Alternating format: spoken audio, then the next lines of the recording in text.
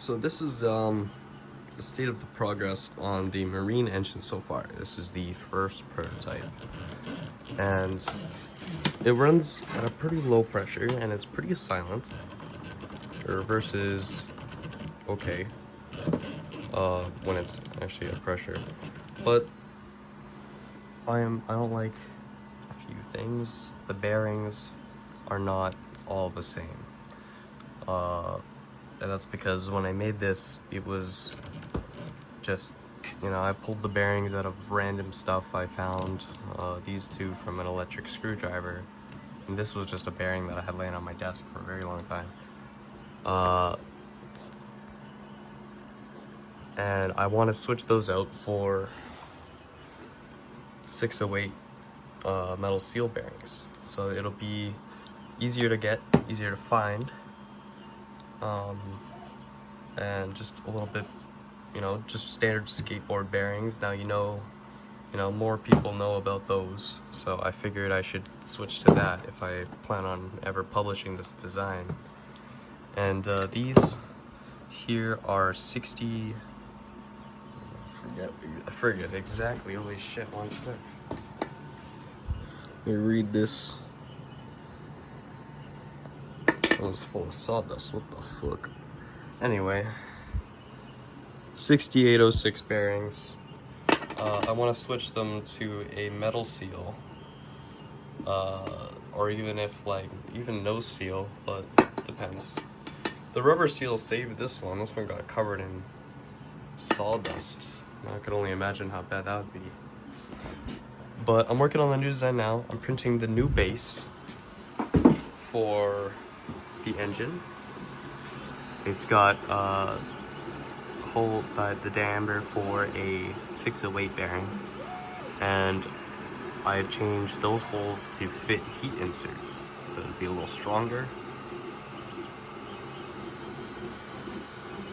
I'm also going to make this engine in different colors, so most of the casting area, what would typically be a casting, is going to be in red, and then rods gonna be in silver, and the eccentrics and some details are gonna be in bronze.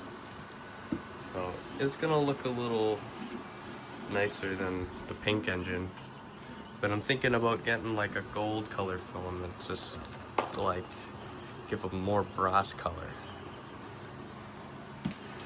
But I don't have the money for that right now, and all I'm working on is this.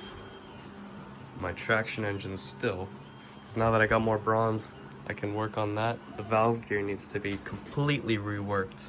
After I built this, I realized what I did wrong, and I could just fix that now. I just need to design the whole valve assembly again. Everything's got to be reworked. The valve stroke has to be changed. Everything. It's a very intense process that it has to go through, but everything's getting there. It was my first project. Everything was kind of just thrown together, and at least it got this far, but I feel like I could have done a lot better, especially now with all that I've learned with all the recent engines that I've made. A lot of my work has been getting into this valve gear, right? This link here that moves the expansion link. Getting this linkage to work without the link back driving the lever that was the pain in the ass. I spent a whole year on that. But I finally got it to work, and somehow I forgot how to do it, so I gotta reteach myself again, and then I will do that for the traction engine. Everything's coming along. I got a lot of stuff, so I swamped myself in projects. I've taken apart the beam engine because I did not like its design. Look at all these bearings. These are all from the beam engine. These are $2 a pop. This is not cheap. And there's a bunch of small bearings, which are also pretty expensive. And then there's these bolts. These are not cheap either. You know, like this, it's a lot of stuff. And I'm just not sure if this is like worth publishing.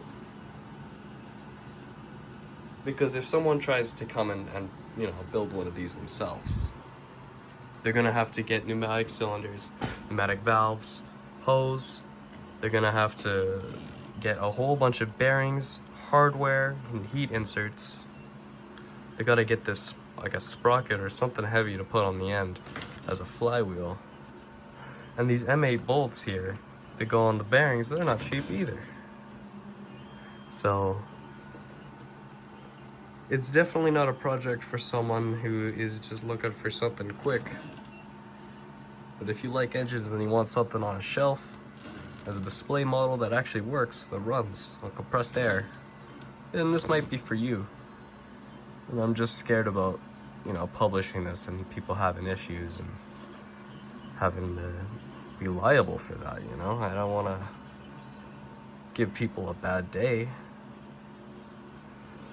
You know, telling them that I have to buy all sorts of stuff, bearings and fucking all sorts.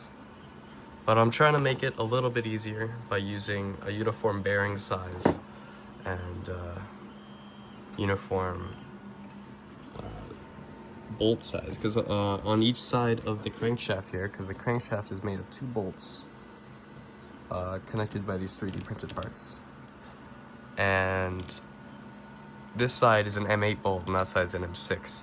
So I've changed the design to have M8 on both sides and 608 bearings on both sides. So the crankshaft assembly is going to be a lot simpler. I'm hopefully gonna put something around this flywheel, you know, so it still has the weight, but may also be a crown pulley, so I don't have to put a extra crown pulley on it. There's a lot of things I want to change about it before this ever gets published, because this just uses random fucking parts that I had around the house, you know, like Lego cylinders. I don't know, you know, it's just a mess, but it works.